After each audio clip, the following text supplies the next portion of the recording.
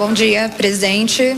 O senhor estava comentando agora sobre a questão do INSS, Fala né? mais perto do microfone, querida. O senhor estava comentando sobre a questão do INSS, das fraudes, que as fraudes começaram no governo passado e tudo mais, mas levando em conta as investigações e que associações ligadas ao PT, ao Partido dos Trabalhadores, foram citadas com TAG, Sindinap também, que o irmão do senhor é vice-presidente, inclusive. O que o senhor acha de, depois do pente fino que for passado, que o Ministério da Previdência já falou, inclusive, que essas associações elas continuem atuando por meio, né, do INSS, fazendo esse vínculo entre beneficiários e essas associações? O que o senhor pensa a respeito disso, desse trabalho das associações continuar depois de todos esses escândalos? Olha, os pagamentos que eu sei foram suspensos para todas as entidades. O que eu sei é que nós vamos agir diferente, sempre partindo dos pressupostos que todo mundo merece a presunção da inocência. O que nós estamos dando é um tempo das pessoas provarem se estão certas ou erradas. E as investigações continuam. Essas pessoas serão punidas. A hora que encontrar os chefes, vai ser preso, vai ter que ter um processo. Não é o presidente da República que manda prender, é a justiça que manda prender, isso vai ter um processo. Mas nós estamos fazendo disso um exemplo de como deve agir um governo na averiguação de denúncia nesse país. Sabe, não terá brincadeira da nossa parte. A nossa preocupação, além de permitir que as instituições que têm que fiscalizar, fiscalizem, é permitir que o governo comece a tratar de ver o pagamento mais rápido possível das pessoas que foram lesadas. É por isso que nós estamos exigindo a prestação, sabe, de conta das entidades e estamos atendendo as pessoas que estão, sabe, pela internet comunicando ao governo que não assinaram. Nós vamos com muita tranquilidade nisso e com muita calma para que a gente possa mostrar o respeito que a gente tem na apuração de denúncias contra qualquer que seja as pessoas desse país. Mas sobre as associações, o senhor acredita que elas devem continuar funcionando mesmo, né, fazendo esse trabalho mesmo depois do... Veja, se elas provarem que são inocentes, nós vamos ter que tomar uma decisão. Tem uma decisão que, na minha opinião, é o seguinte: a gente não deve fazer o desconto. Tá? Se as pessoas não mandarem documento provando, sabe, com A mais B, não tem por que liberar. Houve um erro, porque houve um afrouxamento no governo passado das regras. Ou seja, começou as pessoas a mandarem nomes sem nenhuma fiscalização, sem nenhum critério. Então, isso acabou. Acabou, definitivamente acabou. Agora vamos para Evelyn Paola, do Poder 360. Bom dia, presidente. Aqui. Voltando agora para o assunto internacional, o senhor disse recentemente que havia pedido para o presidente da China, Xi Jinping, que enviasse uma pessoa de confiança ao Brasil para falar sobre a regulamentação das redes sociais. Eu queria saber se essa pessoa já foi enviada ao Brasil e quais os conselhos o senhor espera receber desse emissário chinês. Obrigada. Por favor, você pode repetir a pergunta? Claro. Fala mais perto do microfone, querida. Presidente, o senhor disse recentemente que havia pedido ao presidente da China, Xi Jinping, que enviasse uma pessoa ao Brasil para a regulamentação das redes sociais. Eu queria saber qual tipo de conselho o senhor espera receber dessa pessoa, do emissário chinês, quando ela vier ao Brasil, sobre a regulamentação das redes sociais, em especial do TikTok, que foi um assunto da viagem ao senhor à China, quando o senhor foi recentemente. Olha, deixa eu lhe dizer uma coisa. Quem tem que conversar com comunicação está aqui desse lado. Quando eu for embora, ele responde a pergunta. Mas eu fiz questão de conversar com o presidente Xi Jinping sobre a necessidade da gente ter uma pessoa para discutir essa questão, sabe, do que se fazer na regulação e no tratamento dessas empresas de aplicativo. Porque não é possível que o mundo seja transformado num banco de mentiras, em que vocês que são jornalistas têm que todo dia ficar desmentindo notícias que falam sobre as coisas. Muitas vezes até deformando notícias que vocês dão. Eu vejo na televisão, todo dia, a televisão começa dizendo para não acreditar em fake news, para que as pessoas não conseguem repassar mentira. Não é possível que no mundo, sabe, a gente esteja tão sério na relação E quando chega o mundo digital, 2 ou 3 cidadãos acham que pode mandar no mundo, acham que pode determinar as regras da sociedade. Por isso é que nós temos que fazer uma regulamentação, ou pelo Congresso Nacional Brasileiro, ou pelo Congresso, ou pela Suprema Corte.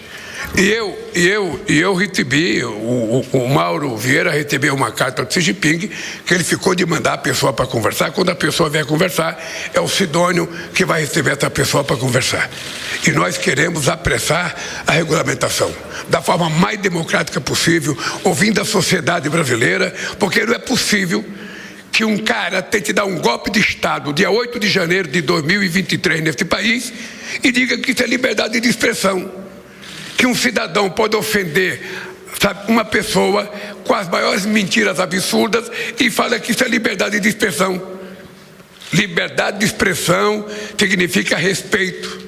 Significa respeito às pessoas, a não ofensa às pessoas, a não achincalhamento às pessoas, a não prática de preconceito contra as pessoas. Porque vocês sabem a fábrica de mentiras desse país todo santo dia. Ou seja, vocês passam o dia explicando as coisas para as pessoas com as maiores disfarçatez possível. Então você tem uma sociedade muito séria, sabe, sendo minada por pessoas que, quando governavam, criaram uma coisa chamada gabinete do ódio. E que agora, depois de se estar fazendo justiça nesse país, dando a eles o direito de defesa, como pouca gente teve nesse país, eles acham que estamos tirando a liberdade de expressão. Nós estamos tirando a liberdade de contar safadeza nesse país, de respeitar a democracia nesse país, de respeitar o direito dos outros, de respeitar a nossa Constituição. É isso que nós estamos fazendo. E vamos fazer. Pode ficar certo que nós iremos vencer essa batalha. Vamos agora para Eric Rianelli, da Globo News. Bom dia, presidente. Bom dia aos colegas. Eric aqui da Globo News. O senhor fez trocas no seu ministério recentemente, 2 trocas esse ano. Quero lhe perguntar o seguinte: Guilherme Boulos vai substituir Márcio Macedo na Secretaria-Geral da Presidência? E ainda, o senhor deseja, para o ano que vem, o senhor vem falando que é preciso enfrentar o bolsonarismo, não deixar o bolsonarismo avançar. O senhor quer ver Geraldo Alckmin e Fernando Haddad candidatos por São Paulo, seja ao governo ou ao Senado?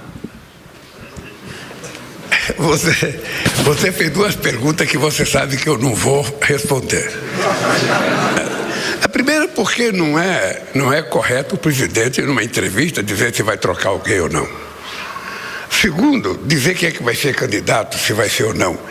Vai ter um momento em que a gente vai parar para discutir política.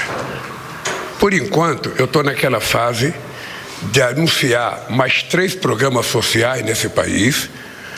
Vou fazer uma reunião ministerial, vou discutir com os outros partidos, inclusive com todos os partidos de oposição que têm ministro dentro do governo, para que a gente possa fazer uma decisão política nesse país. A questão da troca de ministro é uma coisa pessoal minha.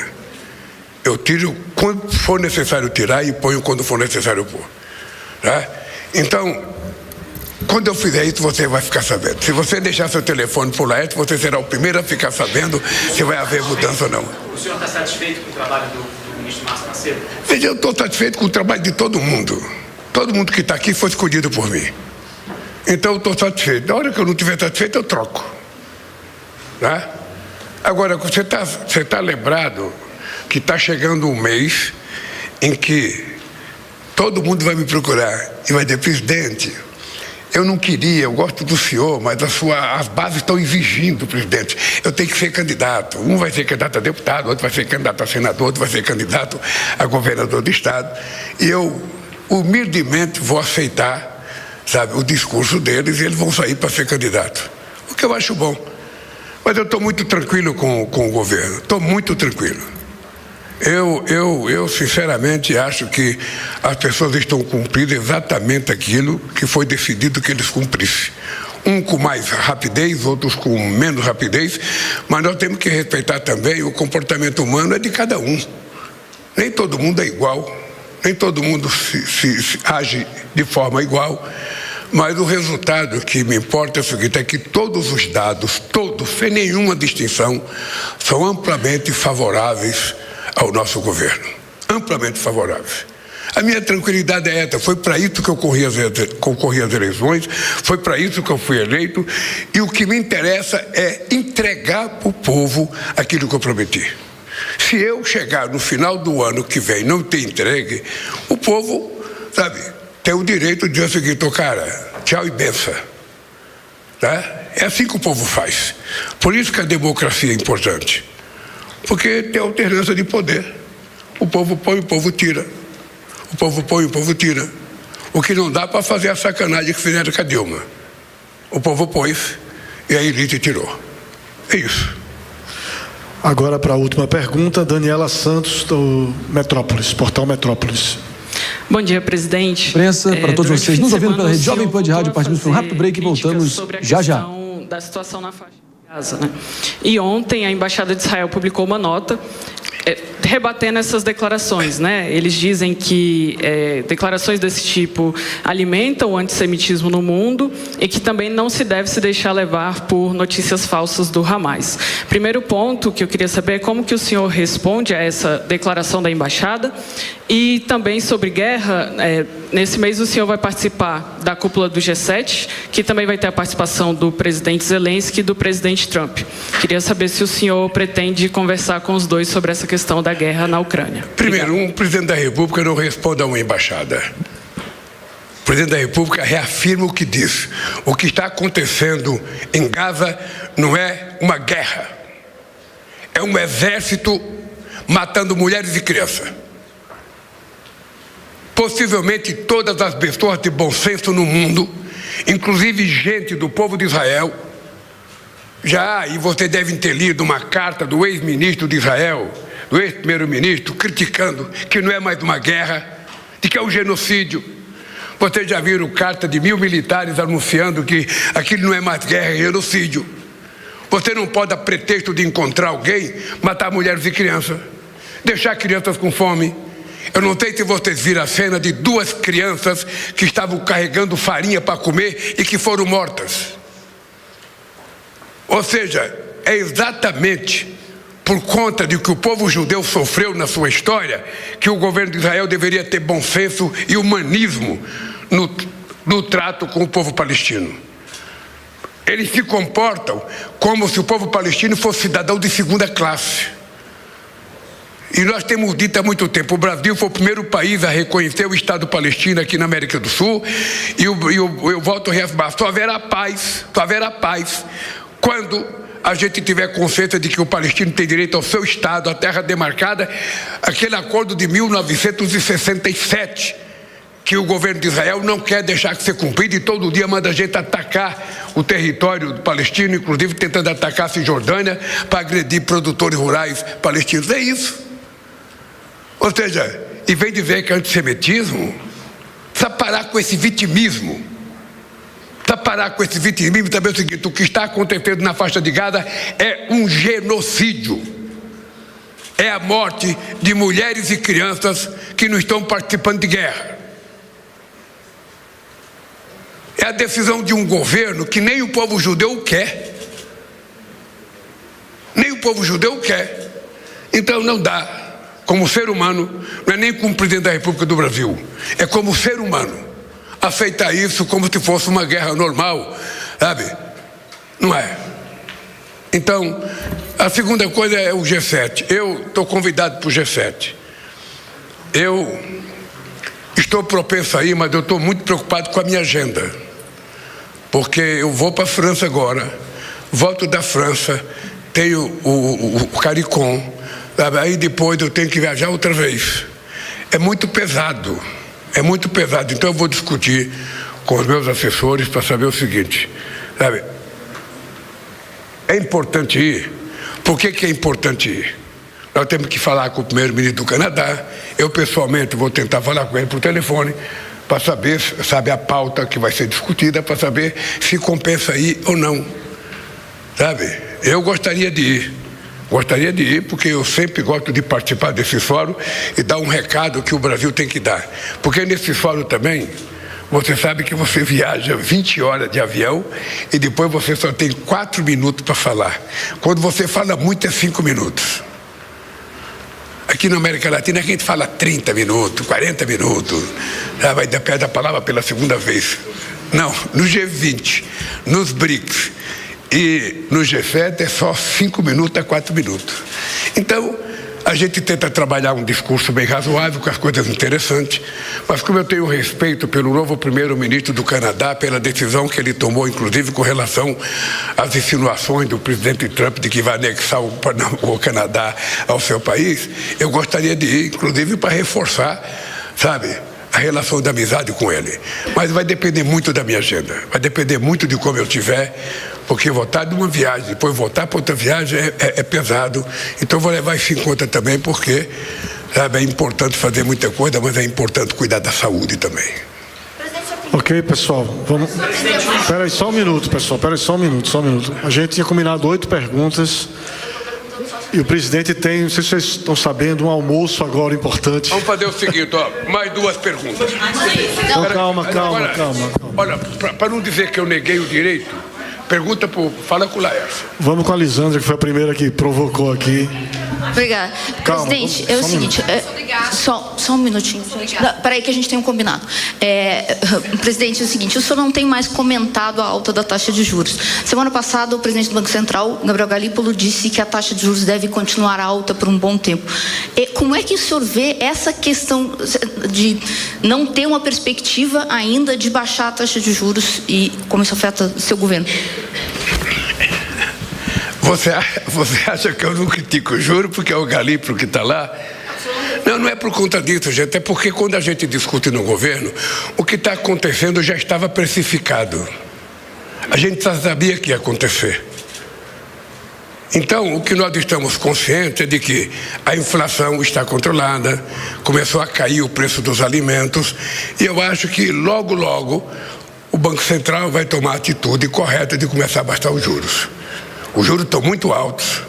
Agora é engraçado porque mesmo o juro tanto alto, a economia continua a crescer. É porque tem uma coisa muito importante, é que tem muito crédito para o movimento, para os pequenos agricultores, para os microempreendedores, para os médios empreendedores. Há muito crédito nesse país e nós queremos mais crédito para fazer com que a economia cresça mais. Eu às vezes fico chateado quando eu vejo alguém dizer, não, a economia está crescendo, vai causar inflação. Se para controlar a inflação for preciso ter fome, sabe, não é possível a gente aceitar. É preciso encontrar outro jeito para controlar a inflação. Então, eu tenho 100% de confiança, sabe, na idoneidade do companheiro Galípolo. Ele é uma figura muito especial, sabe, e eu acho que ele vai dar conta do recado fazendo aquilo que é necessário fazer. Olha, não é comigo, querida, eu não posso. É só mais uma pergunta agora, gente. Só mais uma. Quem? Vai. É a última pergunta. Tem uma preocupação muito grande das empresas do setor produtivo. Só se identifica para a gente, porque está tendo. Eu sou Adriana Fernandes, da Folha de São Paulo, aqui em Brasília. É uma preocupação, bom dia, é uma preocupação muito grande do setor produtivo, das empresas, em relação a uma medida muito específica em relação ao crédito, ao IOF do crédito. O presidente Mota disse que ia pedir ao senhor para suspender até que haja essa decisão, o que o senhor tomou em relação ao risco sacado. É um crédito que afeta empresas do varejo, da mineração, automóveis, farmacêutica, e ela começou a valer no dia 1º de novembro. O presidente Mota disse que ia pedir ao senhor para recuar nessa medida até que as outras fossem anunciadas. Qual é a medida? Operação de risco sacado é uma espécie de antecipação de recebíveis, de fornecedores, que é muito importante para a cadeia, né? Capital de giro dessas empresas. deixa eu te contar Presidente, essa operação de risco sacado, só adiantando aqui, é quando as instituições financeiras repassam para os varejistas, comerciantes, empreendedores, aquele valor daquela compra a prazo, né? E antes não tinha o imposto sobre essa transição, essa operação de risco sacado. E agora tem, e o Hugo Mota falou que iria falar, né, com o senhor para derrubar essa medida, porque isso atinge principalmente os pequenos empresários, os pequenos empreendedores. Então foi um pedido. Eu sou a Fernanda Sete, do Times Brasil CNBC. Como eu vou conversar com o Hugo Mota daqui 1 hora, vou esperar ele me dizer. Deixa eu dizer uma coisa para vocês. Vocês sabem, nós temos um problema que é uma deficiência cultural no Brasil. Ou seja, todo o benefício que você dá para o setor produtivo, para os empresários, para que uma empresa possa se instalar no Estado, para que a gente possa evitar uma crise econômica, e eu já fiz muito. Ou seja, você dá por 1 ano, por 2 anos. Quando você quer tirar, é muito difícil. As pessoas querem que seja permanente. Ou seja, se você conversar com a Haddad, você vai ouvir o seguinte: você sabe quanto que o governo deixa de arrecadar por conta de benefício aos empresários? 800 bilhões de reais. 800 bilhões de reais. Não é pouca coisa, gente. Não é pouca coisa. É muito dinheiro. Mas por que eu vetei a questão da desoneração? Sabe? E entramos na Suprema Corte. Porque você desonerou a parte mais rica da sociedade e não gerou um emprego. Não gerou emprego, não gerou uma estabilidade para nenhum trabalhador. Ou seja, você beneficia quem pode para prejudicar quem não pode. Agora o governo fica se matando para cortar 30 bilhões no orçamento, e esse dinheiro poderia ser retirado da desoneração. Poderia ser tirado desses 800 bilhões. Acontece que as pessoas acham que é um direito adquirido. Eu estou recebendo, por favor, não mexa mais comigo. Não mexa, isso agora é fixo, não pode ser assim. Deixa eu te falar uma coisa para vocês, com muita sinceridade. Nós, em algum momento, vamos ter que sentar, sabe, não com o governo, sentar com a sociedade brasileira e definir um pouco que tipo de país a gente quer construir para o futuro.